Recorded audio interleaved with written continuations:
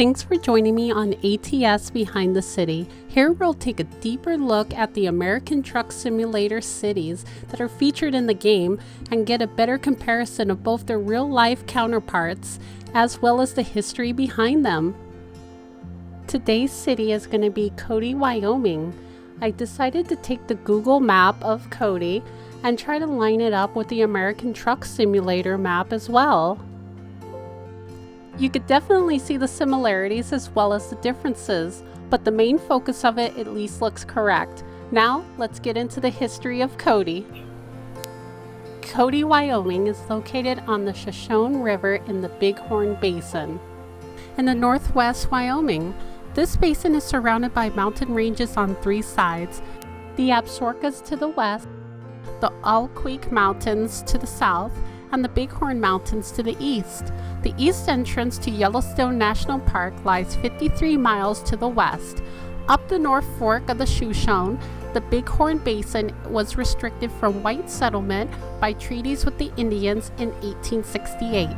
10 years later, those restrictions were lifted and early settlers began to come into the basin.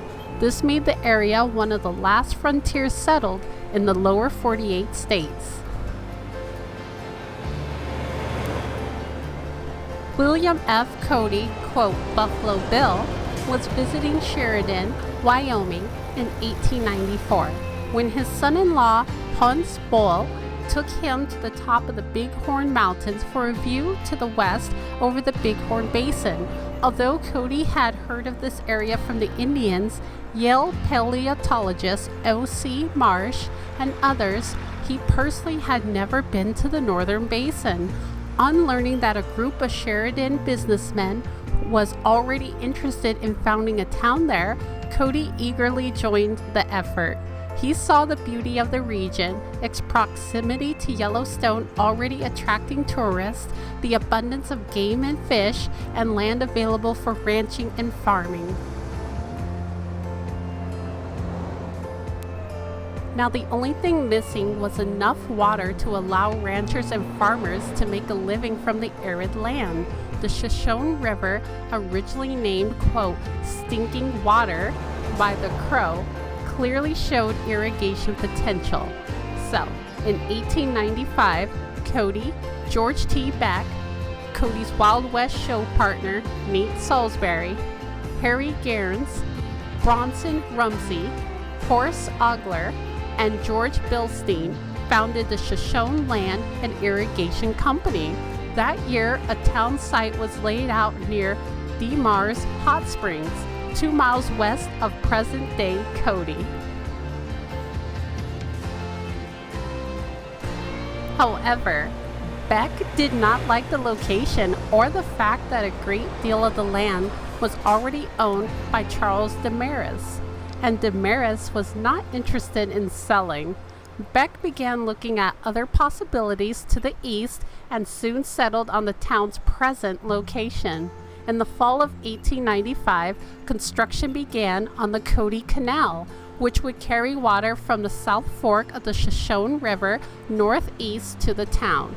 In May 1896, Beck and the surveyor Charles Hayden laid out the site of the present town. The Colonel, as the townspeople often referred to Cody, invested a great deal of money into the birth and growth of the town. Beck, a town founder, lived there and supervised its ups and downs. The Chicago, Burlington, and Quincy Railroad was interested in building a spur to Cody from Toluca, Montana, located in the Pryor Mountains northeast of Cody on the North-South Railroad line. To make sure that the CB&Q built the line all the way to Cody, the Shoshone Land and Irrigation Company sold the majority of the town lots to the railroad company. The railroad thus gained a vested interest in the success of the town, and the irrigation company dropped the word land from its name. The railroad line to Cody opened on November 11, 1901. The Cody Department was located to the north side of Shoshone, across the river from the town.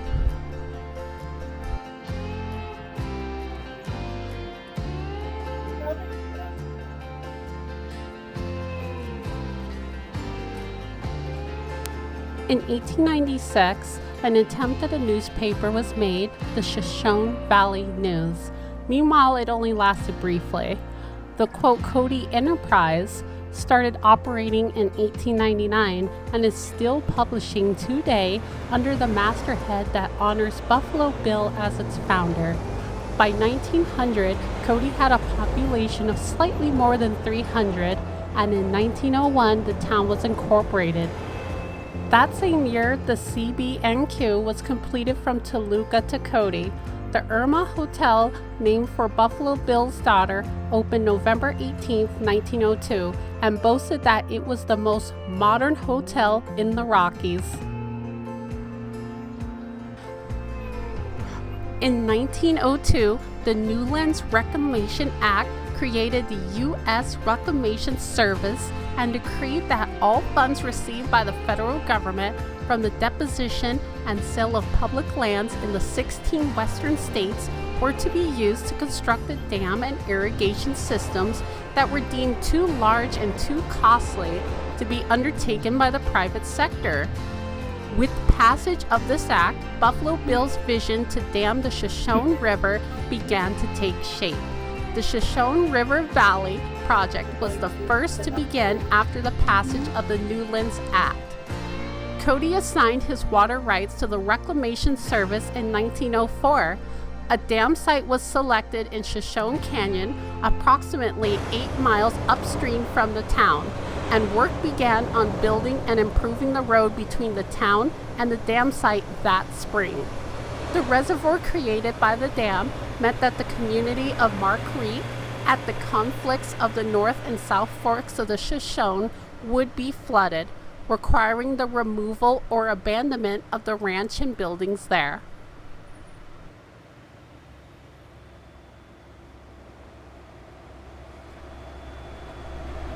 Now, with the arrival of the railroad and with federal money pouring in for the construction of the dam, the town of Cody began to grow and prosper. In 1909, the Wyoming legislation created Park County from Bighorn County and made Cody the county seat. Elections were held for county offices the next year. By 1911, the county was fully operational, and in 1912, oil was first discovered in Bighorn Basin, southeast of the town.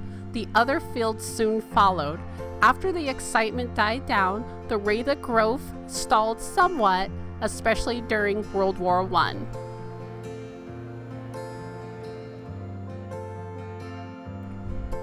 Buffalo Bill Cody died January 10, 1917, and within 6 weeks, 5 prominent town citizens formed the Buffalo Bill Memorial Association, led by Maggie Simpson, wife of a prominent Cody lawyer, Will Simpson, and mother of future governor, Millward Simpson. The group agreed to capitalize on the $5,000 already authorized by the Wyoming legislature for a memorial to Buffalo Bill. Buffalo Bill's niece, Mary Jester Allen, and Caroline Lockhart, editor and publisher of the Cody Enterprise, were instrumental in engaging Gertrude Vanderbilt Whitney, well-known New York sculptor, to create the statue. Whitney picked out the site for the statue, purchased the land, and donated it to the Memorial Association. The statue was dedicated on July 4, 1924, and 3 years later, to the day the Buffalo Bill Museum opened.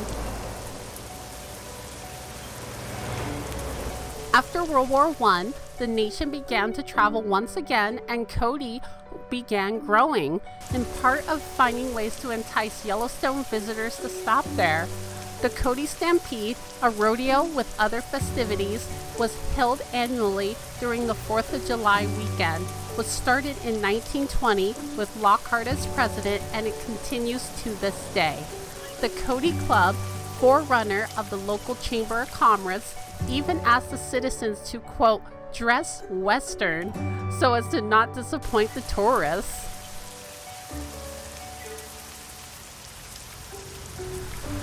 Now, in addition to tourism, Cody depends on the oil and gas industry. Several oil companies have operated here since the early discoveries of the Bighorn Basin. In 1938, Glenn Nielsen bought his Husky Oil Company headquarters here and built a refinery near the Cody Railroad depot north of town.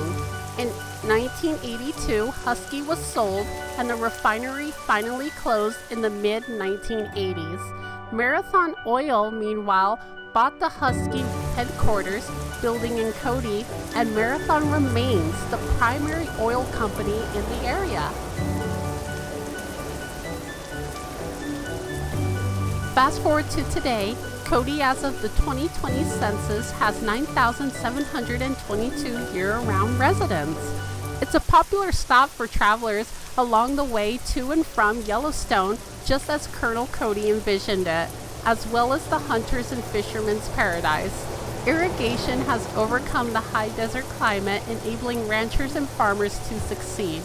Buffalo Bill's legacy continues to this day at the Buffalo Bill Historical Center and numerous other businesses seeking to catch the eye of tourists.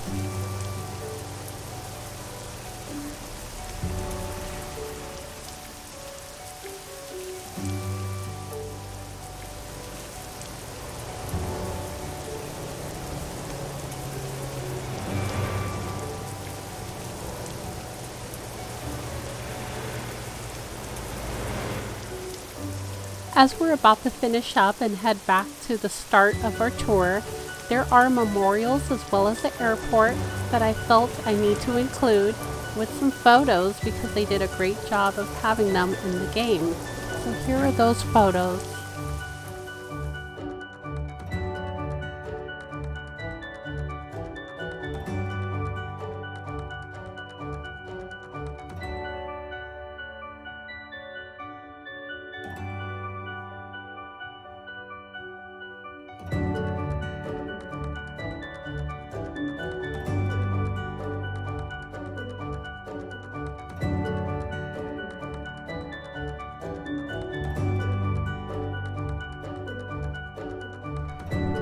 Thanks for joining me on ATS Behind the City.